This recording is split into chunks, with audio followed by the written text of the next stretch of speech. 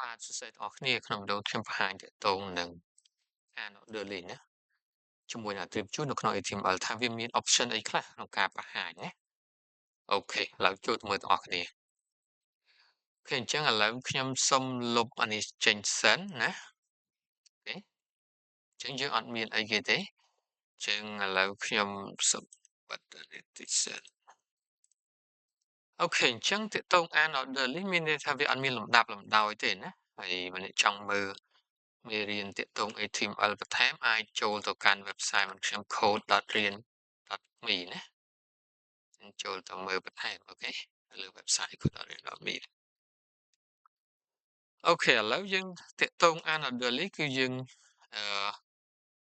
list របស់យើងគឺ UL មែនទេ start ដោយ UL ហើយយើងមាន list li ហ្នឹងណា li អញ្ចឹងវានឹងចេញបែបហ្នឹងហើយឧទាហរណ៍ខ្ញុំដាក់ list មួយយ៉ាងទៅណាអូខេអញ្ចឹងខ្ញុំ copy វាមក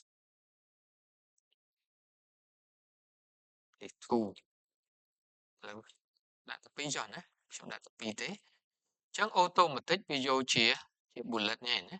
ជា bullet ហ្នឹងហើយអូខេ list 2បើសិនបើយើងចង់កំណត់នេះឥឡូវអឺនេះខ្ញុំថា default ណា default មានន័យថាយើងអត់ដាក់អីទេគឺវាមកអញ្ចឹងហ្មងណា default តែនៅនេះខ្ញុំប្រើ high យើងមាន high បន្វាណាស្មើខ្ញុំដាក់ this DASC ណាអញ្ចឹងអានេះ Thai អីគេ Thai ស្មើ this អូខេអញ្ចឹង Thai ស្មើ this ក៏ស្មើដូចនឹងអា default របស់វាដែរអូខេដូច default របស់វាដែរឥឡូវខ្ញុំ copy អានេះយើងមាន Thai ផ្សេងទៀតណាយើងមាន Thai ផ្សេងទៀតឥឡូវ Thai នេះខ្ញុំជា square អូខេជា square អញ្ចឹងវាចេញជា square បែបនេះណាចេញជា square បែបនេះអូខេឥឡូវយើងមើល Thai មួយទៀតThai មួយទៀតគឺ none ណាយើងមាន none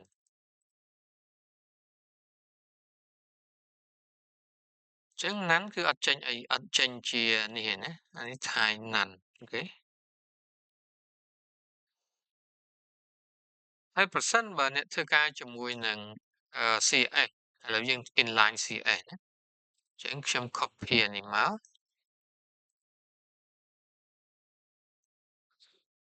ហើយខ្ញុំដាក់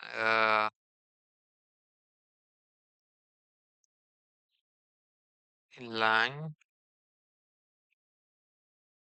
CSS ណាអញ្ចឹងអាហ្នឹងយើងអត់យើងប្រើ Thai វិញហើយយើងប្រើ style ណា style ហើយយើងមាន list style ណា list style Thai អញ្ចឹង Thai យើងមាន this មាន scroll មាន none ណា square អញ្ចឹងខ្ញុំយក none អូខេអញ្ចឹងយើង save មកអញ្ចឹងយើងមានជាមួយ inline CSS យើងប្រើ style none ណាគេ recommend ឲ្យយើងប្រើជាលក្ខណៈបែបហ្នឹង